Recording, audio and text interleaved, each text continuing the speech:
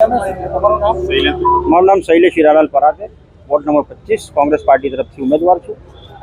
ખરેખર તો કોંગ્રેસ પાર્ટીથી ઉમેદવારી મળી બદલ સૌ પાર્ટીના જે મુખ્ય આગેવાનો છે એમનો આભાર માનું છું. બીજું એવું કહેવા માગું છું કે મારા વોર્ડમાં ખૂબ જ સમસ્યાઓ છે. ખૂબ સમસ્યાઓ છે, જેવી આરોગ્યની સમસ્યા છે, સ્કૂલોમાં સારી વ્યવસ્થા નથી.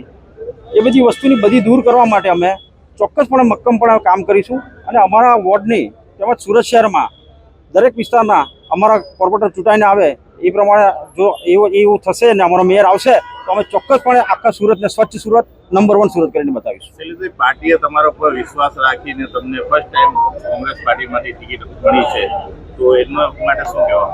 સૌપ્રથમ સૌ આગેવાનોનો ખૂબ ખૂબ આભાર માનીશ અને પાર્ટીએ જે મારા પર વિશ્વાસ રાખ્યો છે એ વિશ્વાસ ચોક્કસપણે રહેશે એની હું ખાતરી આપું છું. કેટલા સમયથી તમે ભાજપમાં સક્રિય હતા અને હાલ કોંગ્રેસમાં આવ્યા કેટલા દિવસ? હું ભાજપમાં 25 વર્ષથી સક્રિય હતો અને કોંગ્રેસ પાર્ટીએ મને ટિકિટ આપી, મને લાયક સમજ્યો એ બદલ સૌ મહાનુભાવોનો આભાર માનું છું. મારું નામ જિગ્નિશા પાટીલ છે.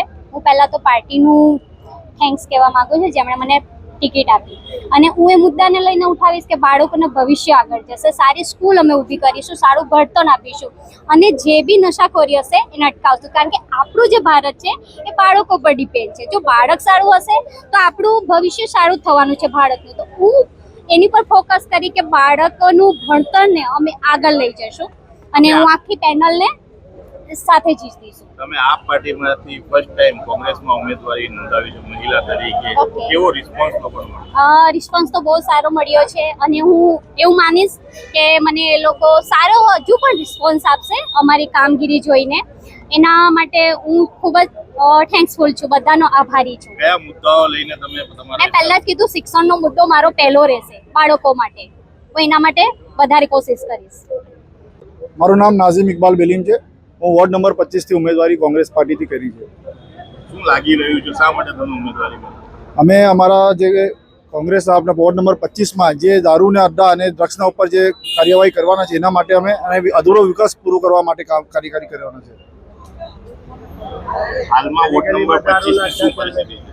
હાલમાં વોર્ડ નંબર 25માં આપણા ભાજપના કાર્યાલયની આસપાસ દરેક દારૂના અડ્ડાઓ જોવા મળે છે. એને અમે ખાસ કરીને બંધ કરવા માંગીએ છીએ અને જે અધૂરો વિકાસ છે અને સાફ સફાઈનો જે મુદ્દો છે એને દૂર કરવા માંગીએ છીએ.